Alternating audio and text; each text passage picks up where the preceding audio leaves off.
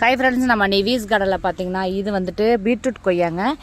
Beetroot கொய்யா வந்து இது வந்து நம்ம வருஷப்பிறப்பு அன்றைக்கி தாங்க நான் வந்து புதுசாக வாங்கி வச்சேன். ஏன்னா நம்ம வருஷப்பிறப்புக்கு வந்து நம்ம புதுசாக பழச்செடி வந்து வைக்கணும் அப்படிங்கிறக்காக இது ஈசா நர்சரியில் வந்து வாங்கினாங்க. இது வந்துட்டு வாங்கும்போது வெறும் 7 ரூபா தாங்க.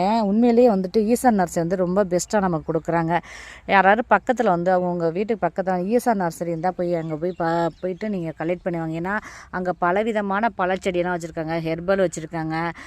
உங்களுக்கு வந்துட்டு சீப் அண்ட் பெஸ்ட்டாக கொடுக்குறாங்கன்னா இது வெறும் 7 ரூபா தாங்க. இந்த செடியை நான் வாங்கிட்டு வச்சேன். வருஷப்பிறப்பு இப்போ மாதம் 5ஆவது மாதம் நடந்துக்கிட்டு இருக்குங்க. இப்போ அதுலேருந்து பார்த்தீங்கன்னா உங்களுக்கு காயுமே வர ஆரம்பிச்சிருச்சு. பீட்ரூட் கொய்யாங்க உண்மையிலேயே சூப்பராகவே இது வந்து சும்மா ஒரு 50 ரூபா இந்த பக்கெட்டில் தாங்க வச்சுருக்கேன். இதுலேயே பார்த்தீங்கன்னா உங்களுக்கு வந்து நல்லா ஸ்டெம்மும் நல்லா பெருசாகி நமக்கு வந்து 3-4 பிரான்ச்சஸ் விட்டு வந்திருக்குங்க.